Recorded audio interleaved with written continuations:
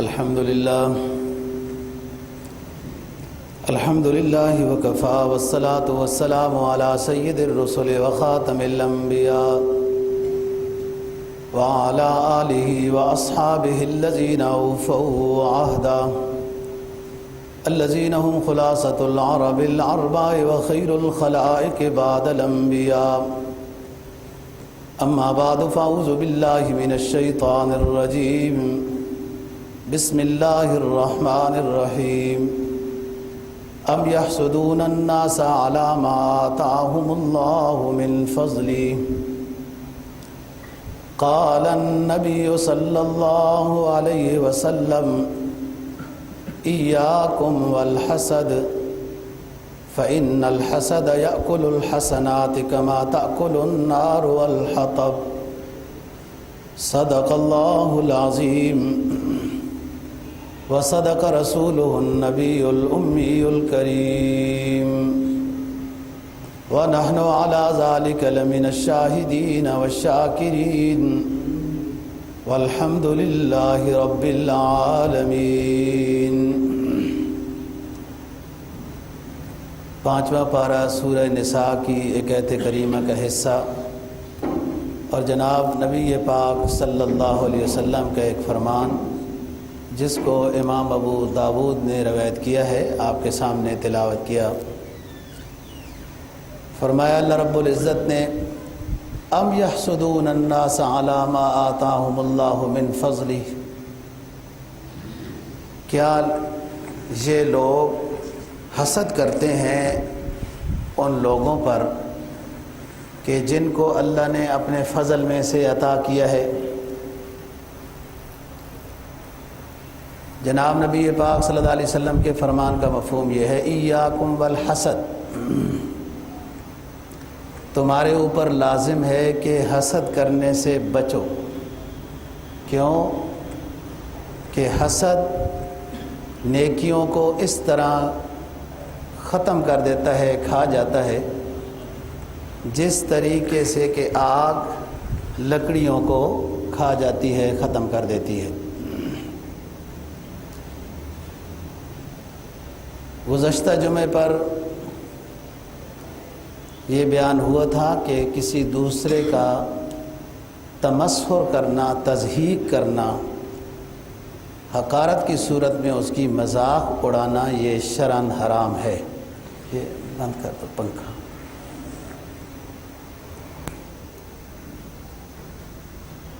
اور آج کی گزارشات میں حسد سے متعلق ہے کہ حسد کرنا کسی دوسرے ساتھی سے اس کی کسی نعمت کو دیکھ کر کہ یہ اس سے چھن جائے، یہ اس کا خواہش ہے، یہ شوق ہے، اور یہ حسد حرام ہے، ناجائز ہے اور گناہ کبیرہ ہے. حسد کا مفہوم یہی ہے کہ کسی دوسرے شخص کی کسی نعمت کو دیکھ کر، خواہ اس کا اونچا عہدہ ہو یا اس کے پاس مال و دولت زیادہ ہو یا اس کی عزت زیادہ ہو، تو یہ خواہش رکھنا کہ یہ نعمت اس ساتھی سے چھن جائے، مجھے ملے یا نہ ملے، اس سے چھن جائے. یہ حسد کی سب سے بری قسم ہے. یہ بھی حسد ہی ہے کہ فلانے ساتھی کے پاس جو یہ نعمت ہے وہ چھن جائے اور مجھے ملے، یہ بھی حرام ہے. لیکن یہ دوسرے درجے کا ہے. پہلا درجہ کہ جو شخص کہتا ہے اس سے تو یہ نعمت چھن جائے، مجھے ملے یا نہ ملے، یہ سب سے بری قسم ہے. اور دوسری یہ کہ وہ عہدے کا یا اس نعمت کا جو اللہ نے اس کو دی ہے اس کے پیچھے لگا ہوا ہے کہ یہ اس سے ہٹ جائے اور اس جگہ پر میں آ جاؤں، یہ بھی حرام ہے. اور یہ حسد اتنی بری بیماری ہے کہ ان حسد کرنے والا شخص دنیا کے لحاظ سے بھی نقصان میں رہتا ہے اور آخرت کے لحاظ سے بھی کہ نیکیاں ضائع ہو رہی ہیں، اللہ ناراض ہو رہے ہیں۔ دنیا کے لحاظ سے حاسد کیسے نقصان میں ہے کہ اس کی خواہش سے تو دوسری کی نعمت چھنتی نہیں ہے، ختم نہیں ہوتی، یہ مسلسل پریشان رہتا ہے۔ فلانے بندے کو عزت میں دیکھ کر، صاحب حیثیت دیکھ کر، اچھی حالت میں دیکھ کر یہ شخص یہ خواہش کرتا ہے اس سے یہ نعمت چھن جائے، چھنتی تو نہیں ہے اس سے، اور یہ اسی پریشانی میں ہے، اندر اندر سے کڑ رہا ہے، پریشان رہتا ہے۔ یہ دنیاوی لحاظ سے۔ اخروی لحاظ سے کہ حاسد کی تو نیکیاں ہی ختم ہو جاتی ہیں، اللہ ناراض ہوتا ہے، اور حسد کرنے والا شخص نفس الامر میں یہ اللہ کی تقدیر کے اوپر ناراضگی کا اظہار کر رہا ہے۔ ایک شخص ہے، اللہ نے اس کو عزت دی ہے یا مال و دولت دیا ہے، اور یہ اس کے اوپر حسد کر رہا ہے کہ اس کو مال و دولت کیوں ملا ہے، اس کو یہ عزت کیوں ملی ہے، یا علم و ہنر کیوں ملا ہے، نہیں ملنا چاہیے، چھن جائے۔ تو یہ اللہ کی تقدیر کے اوپر، اللہ کے فیصلے کے اوپر اعتراض کر رہا ہے۔ مال و دولت دینے والا، عزت دینے والا، عہدہ دینے والا، جو کچھ بھی وہ دینے والا وہ اللہ کے امر سے ہوتا ہے، اللہ عطا کرتا ہے، اور کسی کی نعمت کے بارے میں یہ خواہش رکھنا کہ اس سے چھن جائے، یہ اللہ کی عطا کردہ چیز کے اوپر اعتراض کرنا ہے، جس کو قرآن نے اس آیت میں فرمایا ام یحسدون الناس علی ما آتاہم اللہ من فضل، کیا تم لوگوں سے حسد کرتے ہو ان نعمتوں پر جو اللہ نے ان کو عطا کی ہیں؟ تو حسد کرنے والا شخص اپنی دنیا آخرت خراب کر رہا ہے اور اللہ کے فیصلے کے اوپر ناراضگی کا اظہار کرتا ہے۔ اور حسد کی مثال حدیث میں جناب نبی پاک صلی اللہ علیہ وسلم نے آگ کے ساتھ دی ہے۔ آگ اولاً تو جو گھاس ہو، کوڑا کرکٹ پڑا ہو، وہ تنکے یا لکڑی پڑی ہو تو آگ پہلے اس کو جلاتی ہے۔ جلتے جلتے جب لکڑیاں ختم ہو جاتی ہیں تو آگ خود جل جاتی ہے، یأکل بعضها بعضا، آگ کا بعض کو کھا کر آگ بھی ختم ہو جاتی ہے۔ کیا مطلب ہے کہ یہ جو حسد کرنے والا شخص ہے، یہ حسد کرتے کرتے کرتے خود کو تباہ کر دیتا ہے، بیمار کر دیتا ہے۔ جیسے آگ دوسروں کو جلاتے جلاتے ایک ٹائم ایسا آتا ہے کہ خود جل جاتی ہے، خود ختم ہو جاتی ہے۔ صوفیاء نے لکھا ہے کہ جو اخلاق رذیلہ ہیں، مطلب جیسے کسی کو حقیر سمجھنا، دل میں بغض کی نہ رکھنا، فلاں فلاں، ان تمام اخلاق رذیلہ گندے اخلاق جو دل کے ساتھ متعلق ہیں، ان میں سب سے بری چیز وہ حسد ہے، کہ حسد کا جو زخم جو لگ جاتے ہیں بندے کو، حسد کرنے کی یہ مرض لگ جاتی ہے تو بہت مشکل سے یہ مرض پھر دور ہوتی ہے۔ یہ بندہ حسد کر کر کے اپنی نیکیوں کو ختم کرتا ہے۔ حدیث میں جناب نبی پاک صلی اللہ علیہ وسلم کا فرمان ہے لا تحاسدوا ولا تقاطعوا ولا تباغضوا ولا تدابروا وكونوا عباد اللہ اخوانا، رواہ مسلم۔ فرمایا آپس میں حسد نہ کرو، کسی کی نعمت کو دیکھو، ماشاء اللہ کہو، تبارک اللہ کہو، یہ دعا دو کہ اللہ اس میں اور اضافہ فرمائے۔ ولا تقاطعوا، آپس میں لڑائی جھگڑا نہ کرو۔ لڑائی جھگڑا کرنے سے عزتیں بھی ختم ہو جاتی ہیں اور طاقت بھی ختم ہو جاتی ہے۔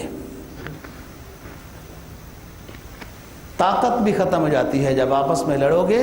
فَتَذْهَبَ رِيحُكُمْ، قرآن مجید کہتا ہے تمہارا روب بھی ختم ہو جائے۔ فَتَفْشَلُوا وَتَذْهَبَ رِيحُكُمْ، حسد نہ کرو، کسی کی نعمت دیکھے دعا دو، ماشاء اللہ کہو، اور آپس میں نہ لڑو. آپس میں لڑنے سے نقصان اپنا ہے، دشمن خوش ہوگا.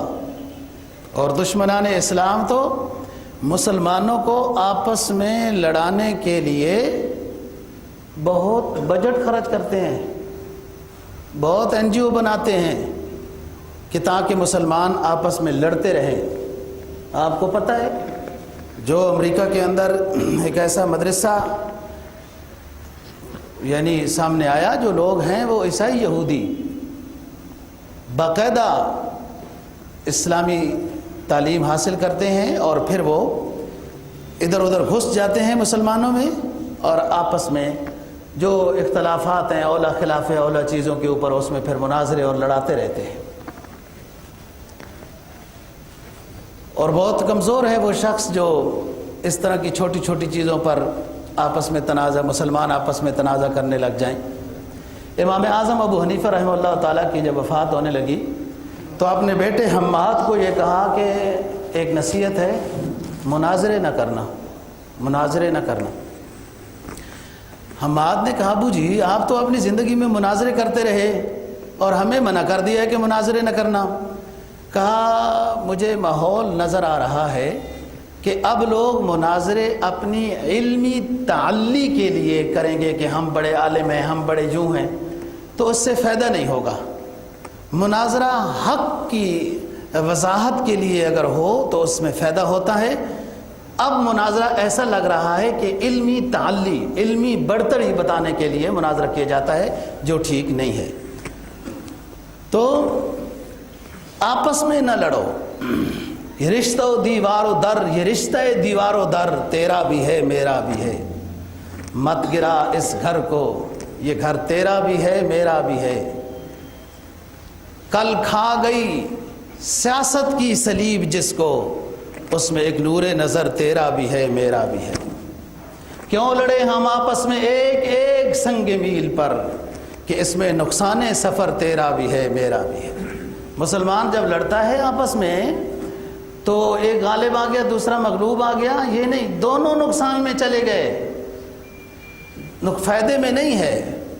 حدیث میں جناب نبی پاک صلی اللہ علیہ وسلم کا فرمان ہے نا، لیس الشدید بالسرعہ، پہلوان اس کو نہیں کہتے جو دوسروں کو گرا کے اوپر چڑھ جائے، پہلوان اس کو کہتے ہیں جو اپنے ظالم کو معاف کر دے، جو اپنے ظالم کو معاف کر دے، پہلوان اس کو کہتے ہیں. تو پھر جب معافی کا ظرف ہوگا تو جھگڑا نہیں ہوگا. لا تحاسدوا ولا تقاطعوا ولا تباغضوا، اور آپس میں بغض نہ رکھو. کسی کے بارے میں گندی سوچ یہ بغض ہوتا ہے. وہ بیمار ہو جائے، وہ گر جائے، اس کا ایکسیڈنٹ ہو جائے، یا اس کی کوئی چیز کھڑی ہوئی ہے اس کو خراب کر دے یا یوں کر دے تاکہ اس کو فائدہ نہ ہو، یہ بغض ہے. اور بغض فرمایا کہ جس کے اندر ہو، جیسے تکبر جس کے اندر ہو تو وہ جنت میں داخل نہیں ہوگا. ایک حدیث میں نبی پاک صلی اللہ علیہ وسلم کا فرمان ہے، حضرات صحابہ اکرام رضی اللہ تعالیٰ عنہ بیٹھے ہیں، جیسے وہ خاص وقت میں آپ واضح نصیحت کرتے تھے، حضرات آ کے بیٹھ جاتے تھے. ایک دن بھی دوران گفتگو آپ نے یہ فرمایا کہ ابھی عنقریب ایک شخص آنے والا ہے، اگر جنتی دیکھنا ہے تو اس کو دیکھ لینا. دوسرے دن پھر ایک شخص آیا، وہ لوگوں نے دیکھا بیٹھ گئے. دوسرے دن بھی یہی جملے ارشاد فرمائے کہ ابھی ایک شخص آنے والا ہے، جنتی اگر کسی نے دیکھنا ہے تو اس کو دیکھ لے. اور وہ ایک شخص آیا اور یوں بیٹھ گیا، وہی شخص جو کل والا تھا. تیسرے دن بھی آپ نے یہی ارشاد فرمایا کہ بھائی ایک شخص آنے والا ہے، جس نے جنتی دیکھنا ہے اس کو دیکھ لے. صحابہ کرام اپنے دلوں میں سوچ رہے ہیں کہ کیا اونچا مقام ہے اس شخص کا. جب دیکھا تو وہی ایک انصاری شخص آ رہا ہے، وضو تازہ تازہ بنایا ہوا ہے، داڑھی سے قطرے ٹپک رہے ہیں، بائیں ہاتھ میں جوتا پکڑا ہوا ہے، اور قریب آ کے بیٹھ گیا، بیان سننے لگ گیا. اور بیان سننے کے بعد بس جیسے سارے چلے گئے یہ بھی چلے گئے. عبداللہ ابن عمرو ابن العاص، یاد رکھنا، بعض جگہوں میں لوگوں سے غلطی ہوئی، عبداللہ ابن عمر کو کہہ دیا، عبداللہ ابن عمرو ابن العاص رضی اللہ تعالیٰ عنہ۔ یہ کہتے ہیں میں اس شخص کے پیچھے چلا گیا، وہ جب گھر پہنچا میں نے کہا میرا دل چاہتا ہے، کوئی مسئلہ ہے ہمارے گھر میں، میرا دل چاہتا ہے میں آپ کے پاس 2-3 دن رہوں۔ اس نے کہا ٹھیک ہے رہو۔ کہتے ہیں میں 2-3 دن رہا، لیکن میں کوئی روٹین سے ہٹ کر کوئی معمولات نہیں دیکھے، جیسے ہم جو نفل پڑھتے ہیں یا تہجد پڑھتے ہیں یا جو کچھ عبادات ہیں وہ بھی وہی کرتا ہے۔ تیسرے دن میں نے اس سے کہا کہ میرے تو 3 دن آپ سے اجازت چاہی تھی، اب میں جاتا ہوں، لیکن بات یہ ہے کہ آپ کے اندر تو کوئی نیکی خاص نہیں دیکھی، جبکہ آپ صلی اللہ علیہ وسلم نے آپ کے بارے میں 3 دن یہ بشارت دی ہے کہ جنتی کسی کو دیکھنا ہے تو ایک شخص آ رہا ہے اس کو دیکھ لینا، اور تینوں دن میں آپ کو دیکھا گیا ہے۔ کہا بھی میں تو یہی میرے معمولات ہیں، یوں ہیں۔ عبداللہ کہتے ہیں میں چل پڑا، پھر اس شخص نے مجھے واپس بلایا کہ چلو ایک راز کی بات ہے، معلوم ہوتا ہے اسی وجہ سے آپ صلی اللہ علیہ وسلم نے مجھے جنتی کہا ہوگا، وہ یہ کہ میں کسی ساتھی کے بارے میں برا نہیں سوچتا، بغض نہیں ہے، لا تحاسدوا ولا تقاطعوا ولا تباغضوا، کسی کے بارے میں برا نہ سوچو، اچھا سوچو۔ پہچان کیا ہے؟ خیر الناس من ينفع الناس، کہ دوسرے کو فائدہ پہنچانا ہے، اور فائدہ نہیں پہنچا سکتے تو دعا کرتے رہیں، لیکن دوسرے کے بارے میں برا نہیں سوچنا، یہ نقصان ہو جائے گا۔ بس فائدہ سوچنا ہے کہ اس کا بھلا ہو جائے، اور فلانے کی چیز فروخت ہوئی ہے میری کیوں نہیں ہوئی ہے، ناراضگی ہو جائے، فلانے کا یہ فائدہ ہوا، عہدہ اس کا بڑھ گیا، اس کا 17 گریڈ ہو گیا، میں اتنے سالوں سے ہوں، 16 میں ہوں، اور یوں اس طرح کی باتیں ہو جاتی ہیں، یہ بغض کی قسم میں سے نہ داخل ہو جائے، ان چیزوں سے بچنا ہے۔ لا تباغضوا، کسی کا برا نہیں سوچنا۔ جب ہمارا نظریہ اور عقیدہ یہ ہے کہ لا يسقط من ورقة الا يعلمها، کوئی پتا بھی نہیں ٹوٹتا مگر اللہ کے امر سے، حکم سے ٹوٹتا ہے، تو جو فیصلہ جس کے بارے میں ہوتا ہے وہ اللہ کے امر سے ہو رہا ہے، ہو سکتا ہے اس کے اوپر ہی امتحان ہو، اور ہمارے لیے اس چیز میں نہ ہونا، اس میں بہتری ہو، یوں سوچا جائے۔ فعل الحکیم لا یخلو عن الحکمہ، اللہ کا کوئی فیصلہ بھی حکمت سے خالی نہیں ہے۔ اگر مجھے غریب بنایا تو اس میں بھی اس کی حکمت ہے، اور کسی کو امیر بنایا تو اس میں بھی اس کی حکمت ہے، مجھے بیمار بنایا اس میں بھی اس کی کوئی حکمت ہے، اس کو صحت مند بنایا اس میں بھی کوئی حکمت ہے۔ تو فیصلے پر راضی رہے، اور اگر نعمت چاہتا ہے کہ مجھے بھی اللہ عطا کرے، رزق دے، عہدہ دے، تو دوسرے ساتھیوں کے لیے دعا شروع کر دے۔ دعا کی قبولیت والے مراحل میں سے سب سے بڑا مرحلہ اور گر وہ یہ ہے کہ اپنے دوسرے ساتھی کی غیر موجودگی میں اس کے لیے دعائیں شروع کر دیں کہ اللہ پاک اس کو جو آپ نے نعمت دی اس کو اور عطا کر، اس کو جو آپ نے عزت دی اس کو اور عطا کر۔ تو پھر حدیث میں آتا ہے کہ جبرائیل کو اللہ بھیج دیتے ہیں کہ یہ شخص دوسروں کے لیے دعائیں کر رہا ہے، اس کے لیے یہی چیزیں لکھتے جاؤ، اس کے لیے یہی چیزیں لکھتے جاؤ جو دوسرے کے لیے مانگ رہا ہے۔ ظرف پیدا ہونا چاہیے، کسی کی نعمت کو دیکھ کر بارک اللہ، ماشاء اللہ، ماشاء اللہ، لا قوت الا باللہ، یہ سنت ہے، اور لوگ اس کو بھول چکے ہیں۔ یہی وجہ ہے کہ واہ واہ واہ واہ فلانے کے پاس تو جناب بڑا کچھ یہ ہو گیا ہے، اب اس بیچارے کو نظر لگ جاتی ہے، یوں اس میں ہو جاتا ہے۔ اور اگر یہی ساتھی ماشاء اللہ لا قوت الا باللہ کہے، تبارک اللہ کہے، بارک اللہ کہے، تو اس کو ثواب بھی ہوگا، حسد کی مرض سے بھی بچا ہے، اور جس کی نعمت کے اوپر اس نے یہ کہا اس کو نقصان بھی نہیں ہوگا۔ تو فرمایا لا تحاسدوا ولا تقاطعوا ولا تباغضوا ولا تدابروا، ایک دوسرے سے ناراض نہ ہو، منہ نہ پھیرو، میں اس سے تو بولتا ہی نہیں ہوں، اس نے تو مجھے سلام ہی نہیں کیا، میں کیوں اس کو آئندہ سلام کروں گا، اس نے مجھے دعوت میں نہیں بلایا، میں کیوں دعوت میں منہ نہ پھیرو۔ سل عمن قطع، صلہ رحمی کا کمال یہ ہے کہ اس سے جوڑو جو تم سے توڑتا ہے. جس نے نئی دعوت دی ان کی دعوت کرو. سلمان قطع. تو فرمایا کہ منہ نہ پھیرو. حدیث میں جناب نبی پاک صلی اللہ علیہ وسلم کا فرمان ہے کہ مومن کے لیے ناراض رہنا کسی وجہ سے ہو سکتی ہے وجہ، لیکن فوق ثلاثہ ایام جائز نہیں ہے. کوئی ناراضگی آ گئی 3 دن تک تو نہ بولنے کی اجازت ہے. 3 دن سے اوپر ناراضگی نہیں ہونی چاہیے. اور جو پہل کرے گا فرمایا اس کے گناہ سارے معاف کر دیے جائیں گے. جو پہل کرے گا. لا يحل لمؤمن ان يهجر اخاه فوق 3 ایام.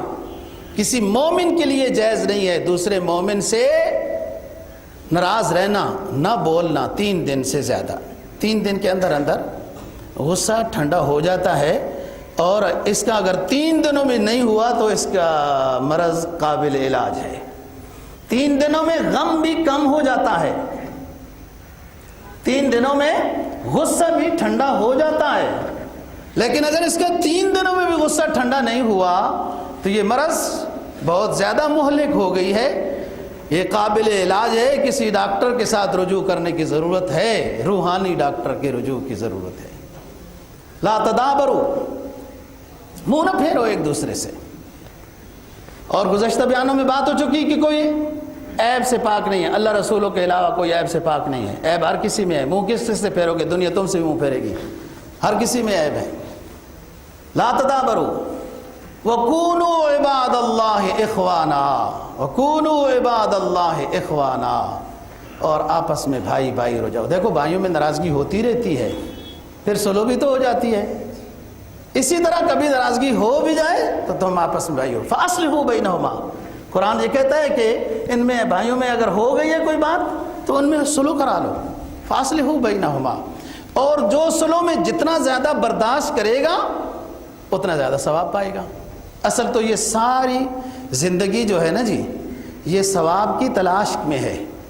یہ ساری دنیا مزرعۃ الآخرہ، یہ ساری زندگی انسان کی دنیاوی ثواب کی تلاش میں ہے. کوئی تہجد میں ہے، کوئی نفل میں ہے، کوئی صدقے میں ہے، تو کوئی کسی کو معاف کرنے میں بھی ثواب ہے. تو یہ ثواب کی تلاش ہے. بس جس میں دل پر زیادہ مشکل پیش آئے، جس نیکی میں زیادہ مشکل پیش آئے اس میں ثواب زیادہ ہے. ظالم کو معاف کرنا مشکل زیادہ ہوتا ہے تو ثواب زیادہ ہے. فرمایا نبی پاک صلی اللہ علیہ وسلم نے کہ مجھے خطرہ ہے کہ تمہارے اندر پہلے والے لوگوں کی بیماریاں نہ آ جائیں. حسد، کینہ، بغض، عداوت، خباث نفس، یہ پہلی امتوں میں بیماریاں تھیں. مجھے خطرہ ہے تمہارے اندر یہ بیماریاں نہ آ جائیں. جب دوسرے کا خیال رکھو گے تو بیماریاں نہیں آئیں گی. دوسرے کا خیال رکھو. ہمدردی، بھائی چارگی اسی کا نام ہے کہ بخل کی مرض کا علاج ہوگا. دوسرے کی نعمت پر ماشاء اللہ تبارک اللہ جب یہ کہے گا لا حول ولا قوت الا باللہ تو اللہ اس کو بھی عطا کرے گا، ثواب بھی ہوگا اور ظرف ہوگا کہ دوسرے کی صلاحیت کو برداشت کیا جائے. اللہ کا فیصلہ ہے. یہ انسان کا کسی کو عزت دینا کس کے بس کی بات ہے؟ کسی کو پیسہ دینا کس کے بس کی بات ہے؟ اسی طرح صحت و عافیت کس کے بس کی بات ہے؟ وہ اللہ تعالیٰ ہے جس کو عطا کرے. قرآن اعلان کرتا ہے واللہ فضل بعضکم علی بعض فی الرزق فما الذین فضلوا براد رزقهم علی ما ملکت ایمانهم واللہ فضل بعضکم علی بعض فی الرزق فما الذین فضلوا براد علی رزقهم. اللہ نے تم میں سے بعض کو بعض پر رزق کے لحاظ سے فضیلت عطا کی ہے. یہ اس کا فیصلہ ہے، جسے چاہے جتنا دے دے. اور یہ حسد کر رہا ہے تو اللہ کے فیصلے کے اوپر ناراض. اگر یہ مالداری چاہتا ہے، عزت چاہتا ہے تو اس کا علاج، اس کا طریقہ حصول حسد نہیں ہے. اگر یہ شخص عزت چاہتا ہے، مالداری چاہتا ہے، صحت چاہتا ہے تو اس کا طریقہ حصول حسد نہیں ہے دوسرے بھائی کی نعمت کے اوپر، اس طرح حاصل نہیں ہوگی، حاصل ہوگی محنت کرنے سے اور دعا کرنے سے۔ محنت سے زیادہ اللہ سے مانگنا ہے، اس کے قبضے میں قدرت میں ہے سب خزانے۔ محنت کرنی ہے، جو چیز چاہیے محنت کرے، من جد وجدہ اصول ہے، جو جتنی محنت کرے گا پائے گا، اور محنت سے زیادہ اللہ کے در پہ آنا ہے اور اللہ سے سوال کرنا ہے کہ اللہ مجھے بھی یہ چیز عطا کر دے۔ فرمایا دبا الیکم داء الامم، مجھے خطرہ یہ ہے تمہارے اوپر پہلی امتوں والی بیماریاں سرایت کر جائیں گی۔ دبا الیکم داء الامم قبلکم الحسد والبغضاء، البغضاء ہی الحالقہ، لا اقول لکم تہلک الشعراء بل اقول لکم تہلک الدین، والذی نفس محمد بیدہ لا تدخلون الجنہ حتی تؤمنوا ولا تؤمنوا حتی تحابوا، الا انبئکم بما یثبت بہ ذلک افشاء السلام بینکم۔ فرمایا مجھے خطرہ ہے امم سابقہ کی بیماریاں کہیں تمہارے اندر نہ آ جائیں، جن میں حسد بھی ہے بغض بھی ہے، اور فرمایا یہ حسد و بغض گنجا کر دیتی ہے، اور میں یہ نہیں کہتا کہ یہ سر کے بالوں کو گنجا کرتی ہے بلکہ دین کو رخصت کر دیتی ہے۔ یہ حسد و بغض دین کو رخصت کر دیتی ہے۔ اور سنو میرے ساتھیو، جس کے قبضہ قدرت میں محمد کی جان ہے تم جنت میں داخل نہیں ہو سکو گے یہاں تک کہ پکے ایمان والے بن جاؤ، اور پکے ایمان والے نہیں بن سکو گے یہاں تک کہ اہل ایمان والے آپس میں محبت کرنے نہ لگ جائیں۔ اور سنو میں تمہیں گر بتاتا ہوں آپس میں محبت کرنے کا، جب تمہیں اپنا مسلم ساتھی ملے تو کہو السلام علیکم ورحمت اللہ، تو یہ بیماری دور ہو جاتی ہے۔ السلام علیکم سے تکبر کا بھی علاج ہے۔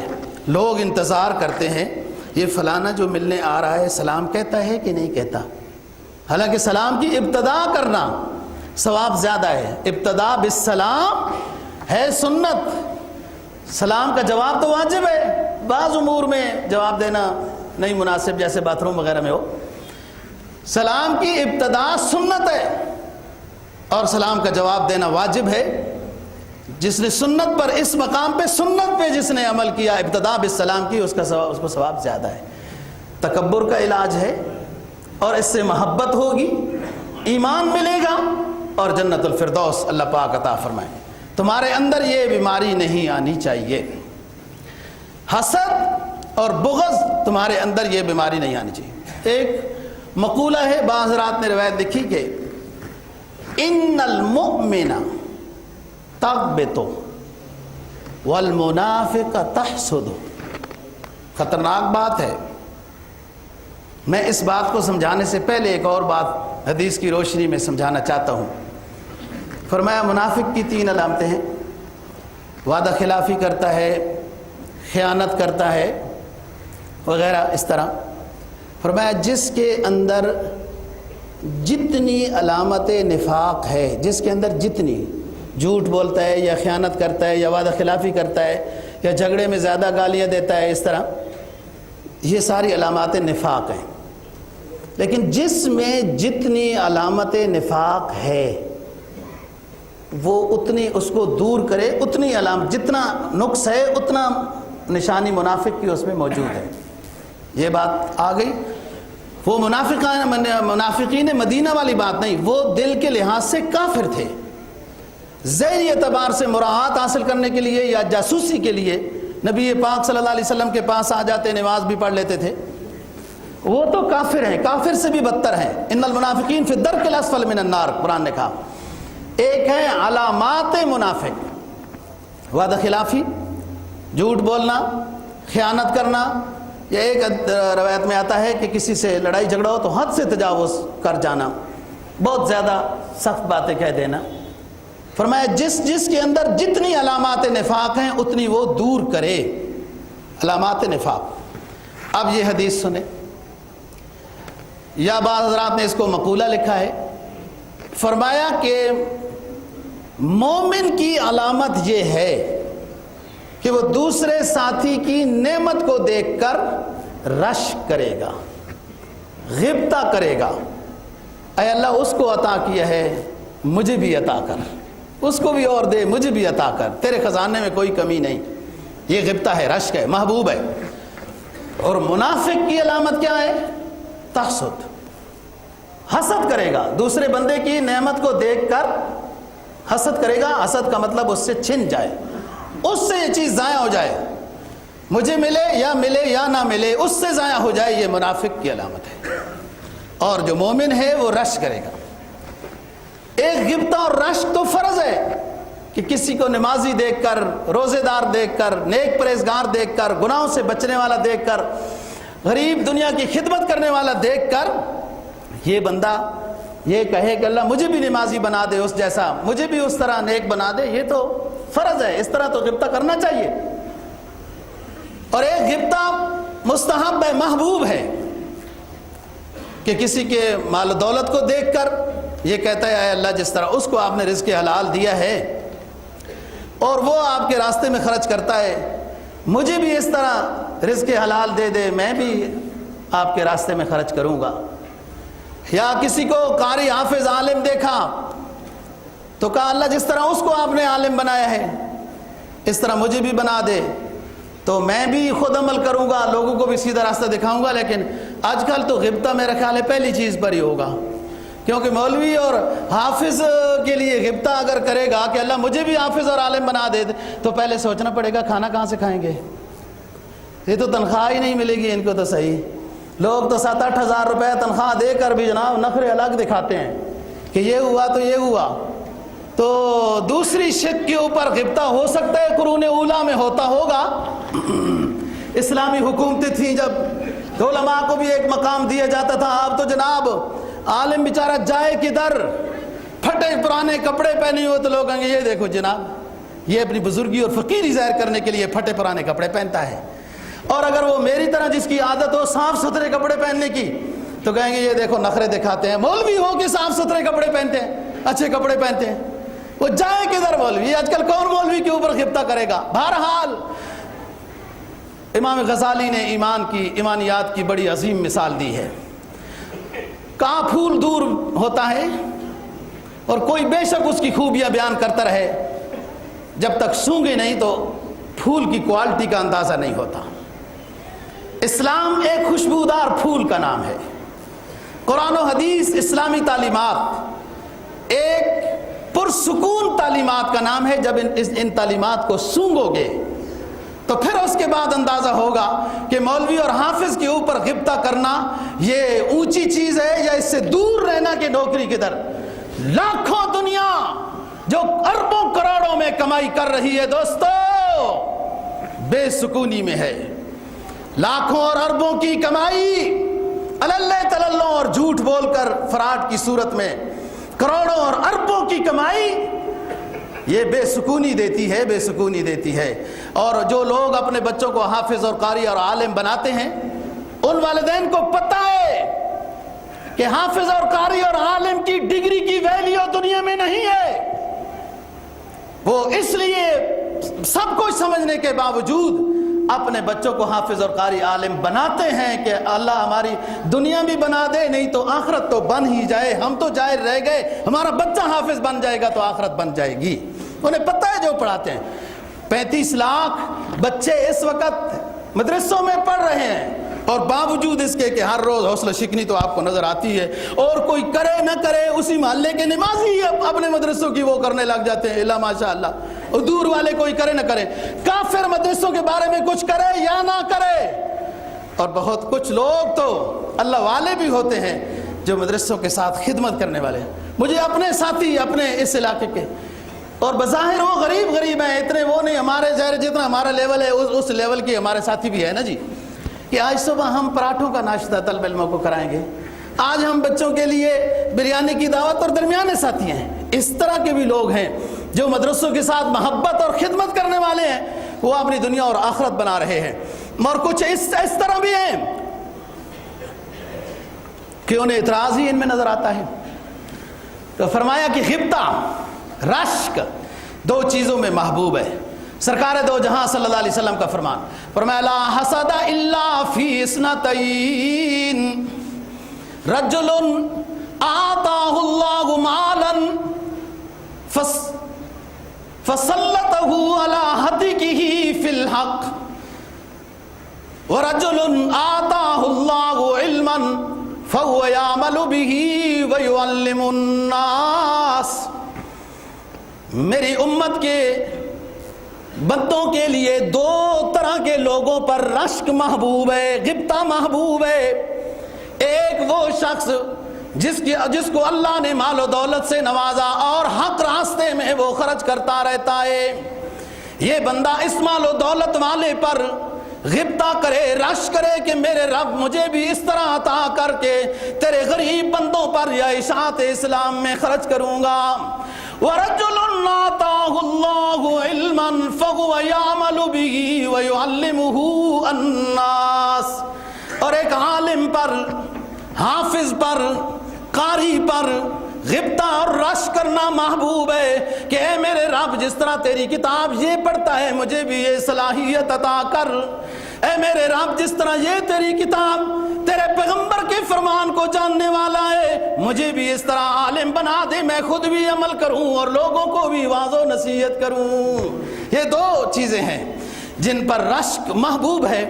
اور حدیث میں جناب نبی پاک صلی اللہ علیہ وسلم کا فرمان ہے غبطہ اور رشک کرتا رہے، دعا بھی کرتا رہے، غبطہ اور رشک بھی کرتا رہے، نہ بھی ملے مال یا نہ بھی بنا عالم تب بھی اس کو ثواب ہوتا رہے گا. انفاق فی سبیل اللہ کا پہلے والے کو اور دوسرے والے کو علم پر عمل اور دوسروں کو علم کی بات بتانے کا ثواب ملتا رہے گا. یہ آسان کام ہے، مشکل بھی نہیں ہے، اور ساتھ محنت اور کوشش بھی ہو. جناب نبی پاک صلی اللہ علیہ وسلم کا فرمان ہے دوستو کہ استعینوا علی قضاء الحوائج بالکتمان فإن کل ذی نعمت محسود. ایک تو حاسد کی بات ہے، اسے منع کیا، اور ان چیزوں پر غبطہ اور رشک کو محبوب کہا. اور وہ حسد کہ دوسرے ساتھی میں جب یہ بات ہو کہ اس کی نعمت، دوسرے ساتھی کی نعمت چھن جائے، مجھے ملے یا نہ ملے، یہ حرام ہے، ناجائز ہے، اور اس سے نعمت زائل نہیں ہوگی، اس کا اپنا سارا نقصان ہو جائے گا، پونجی لٹ جائے گی. اور اللہ کے فیصلے پہ راضی رہے. لیکن صاحب ثروت لوگوں کو شریعت نے یہ بات کہی کہ اپنی بعض نعمتیں خواہ مخواہ ظاہر نہ کرو کہ بھائی میری تو آج دن کو اتنی بکری ہو گئی، بہت اچھے گاہک آ گئے، بس ہمیشہ 10-15 ہزار ہوتا تھا آج 50 ہزار ہو گیا. پلاٹ ایک لیا ہوا تھا 2 لاکھ کا تھا، بڑی اچھا ہو گیا 10 لاکھ کا بک گیا. یہ چیزیں ظاہر کرنے کی ضرورت نہیں ہے. بہت کم لوگ ہیں جو آپ کی نعمت کو دیکھ کر ماشاء اللہ لا قوت الا باللہ بارک اللہ تبارک اللہ، بہت کم لوگ آپ کی نعمت کو دیکھ کر یوں کہیں گے. حسد والی مرض اکثر ہے اور یہ اس وقت معاشرے کا ناسور ہے. حسد کی وجہ سے کینہ ہے، بغض ہے، عداوت اور دشمنی ہے، لڑائیاں ہیں، اور خباثت نفس ہے کہ دوسرے کو کمزور کرنے، ذلیل کرنے، اس کو ناکام بنانے کی کوشش لگی رہتی ہے. اپنا وقت ضائع کیا جاتا ہے، اپنا سب کچھ لوگ ضائع کرتے ہیں، اور دوسرے کو نقصان پہنچانے کے لیے پوری صلاحیت، توانائی، حتیٰ کہ بعض دفعہ پیسہ بھی خرچ کر دیا جاتا ہے. تو فرمایا کہ جو نعمت ظاہر کرنے کی ہے، اب اسلام کو سمجھنے کی ضرورت ہے. ادھر تو یہ فرمایا کہ اللہ پاک اپنے بندے پر اپنی نعمت کو دیکھ کر خوش ہوتا ہے.